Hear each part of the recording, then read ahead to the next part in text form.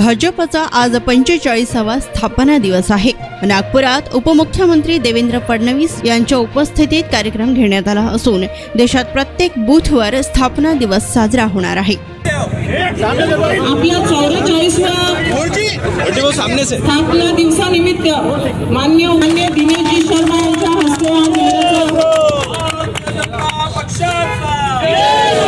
भारतीय जनता पार्टीचा माता की हे रामभाऊ